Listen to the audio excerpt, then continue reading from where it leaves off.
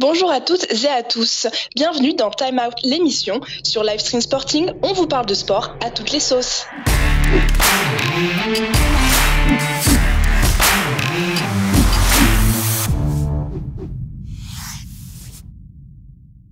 Nous sommes avec Terence, un des capitaines des Grizzlies catalans. Salut Terence. Salut. Comment tu vas? Très bien, très bien. Confinement comme tout le monde, hein. Ça va. C'est pas trop dur pour le moral? C'est un peu dur par moment, mais ça va encore. Pour t'occuper dans la journée, qu'est-ce que tu fais?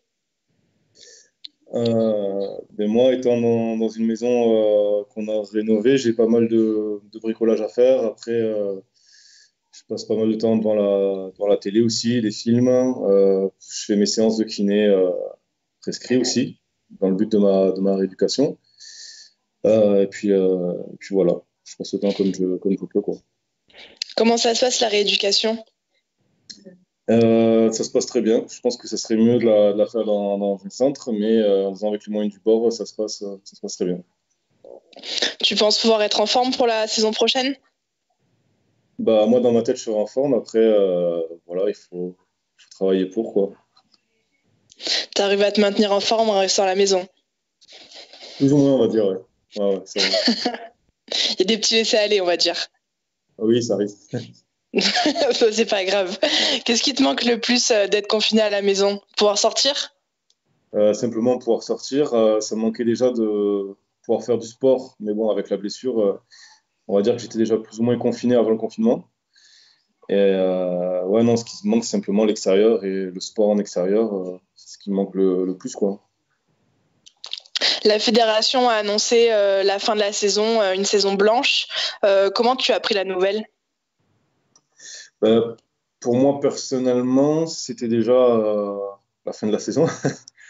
Donc personnellement, ça allait. Après, forcément, on s'est fixé des objectifs avec le club. Du coup, on pourra pas les atteindre. Mais faut essayer de rebondir là-dessus et de se préparer pour la saison prochaine. Parce que là, mine de rien, cette saison, on a déjà eu un avant-goût. Donc déjà, on sait ce que c'est sur les 4 premiers matchs. Donc, à nous de nous préparer. On sait déjà comment les équipes jouent, à nous préparer pour la saison prochaine, quoi. Comment tu as vécu ces 3 matchs en élite? Qu'est-ce qui a été payant? Qui est-ce qui a été faible? Et qu'est-ce que tu penses qu'il faut améliorer pour l'année prochaine? Alors les trois premiers matchs, on va dire que ils sont pas trop mal passés.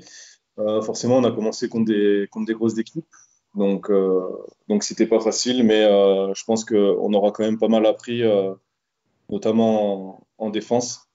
La différence avec les saisons précédentes, c'est que simplement sur le terrain, ça va beaucoup plus vite et il faut arriver et être capable de s'ajuster plus rapidement.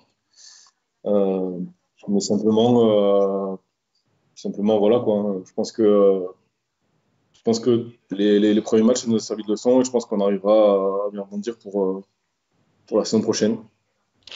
Vous avez fini sur une victoire quand même, ça donne de la confiance? Oui, bien sûr, ça donne la confiance, surtout contre les Argos.